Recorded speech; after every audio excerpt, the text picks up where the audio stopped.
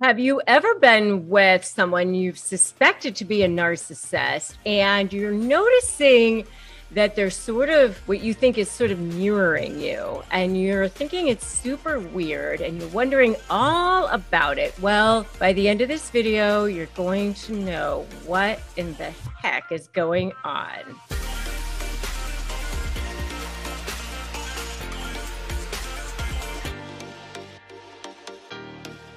Hey there, I'm Rebecca Zung. I am a negotiation expert. I am a lawyer and an author. And on this channel and in these videos, I teach you how to get the edge with toxic personalities specifically.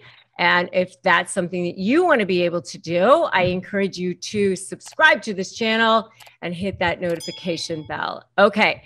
So I've had to deal with narcissists. I know how horrible it can be. And specifically, I actually have had to deal with a couple of covert narcissists. And that is something that you really see a lot of mirroring in, especially with the coverts. I mean, all narcissists, they don't have any sense of self. They don't have any sense of self inside. They don't have any sense of real value inside. They kind of pick up these traits of other people wherever they go. So they kind of are almost like chameleons. And that's why at the beginning, they really seem fabulous. They seem like your soulmate. They seem perfect. And that's because they have this ability to kind of become this carbon copy of you. You know, at the beginning, it seems great. And you think you've found this perfect person.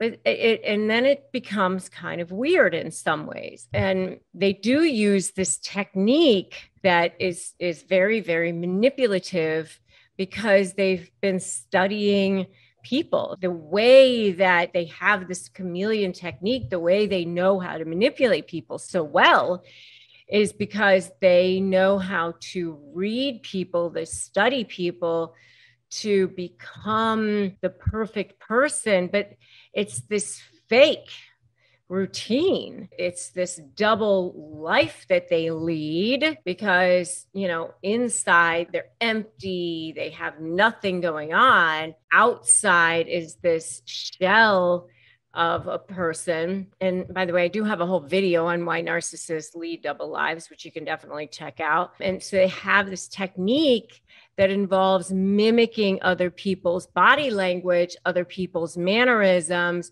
and words in order to create an emotional bond with someone. It's their technique of love bombing you in a way. It's their technique of gaining control over you. It's a way for them to eventually manipulate you and continue to be able to manipulate you. They use it over and over again because even if they start to feel like their control is slipping, you know, once they lose control over you a little bit, you know, you're on to them, you catch them in a lie or something like that, then they need to future fake you or they need to project or deflect or whatever. It's always this constant game with them. You would think that it would be kind of exhausting for them, but they have to do whatever they need to do. So then they go back to the love bombing or they go back to the future faking or whatever. It's this constant thing. And so they have to go back to doing these sorts of things. And I wrote this down that mirroring was this term that was actually coined by Sigmund Freud back in the day, that he used it to describe a way in which people used to their own self-image as a model for how they believed that other people would see them. So for example, if someone felt like they were attractive, they would often, you know, try to be more attractive around other people by being that way too. So it was like they would mirror how other people were by being the same as the other person, the way the other person was. And I have found that so much with the coverts in my life. You know, there was one particular covert that was in our family. My husband was like always annoyed because this particular person would like finish sentences And oftentimes it wasn't even the way he would want to finish the sentence. And he would find it really, really annoying. You can find out more about covert passive aggressive narcissists in my video on that topic if you'd like. The other covert narcissist in my life would oftentimes just copy everything that I would do and try to steal my ideas. I mean, a lot of times covert narcissists are sort of inherently lazy. So they would just sort of let you do all the work and try to take your ideas and pass it off as their own.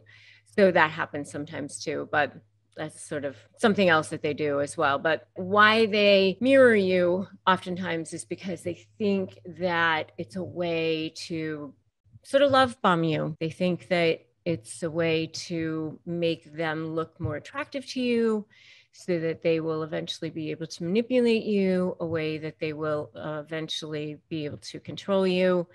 And interestingly enough, when I would tell people sometimes, some of the coverts in my life would actually copy the way that I dressed, copy the way that I would talk, the way that I would look. And if I would tell people about it, sometimes they would say, "Oh, isn't that flattering?" I mean, it was sort of stalking in a way, sort of a little bit weird. And I would find it not flattering. I would find it really strange. If you think it's super weird, if you agree with me, just give me an agree in the chat. And I would also love to know what some of the ways that you have found that narcissists have mirrored you guys in the chat as well. Put that just in the comments below. Also, I'm just curious to know. So anyway, that is why narcissists tend to mirror you. And in negotiations, you may see this happening as well, because they're going to continue to do whatever they were doing in the past in negotiations, because they've got their arsenal of tools, and that's what they're going to continue to rely on even in the negotiations. So some of the things that they were doing in the past, you may see them continuing to do in the negotiations too. So if you are negotiating with narcissists or with anyone, please feel free to grab my free Crush My Negotiation prep worksheet at winmynegotiation.com. Just go ahead to the URL winmynegotiation.com and grab it. And also feel free to join my free private Facebook group at Narcissist Negotiators with Rebecca Zung. You can just go right there and join us in that free private support group. Don't do this alone. Don't be on an island alone. Narcissists try to isolate you. That's something that they love to do. Don't let them do that. You don't have to do that. There is a community here for you.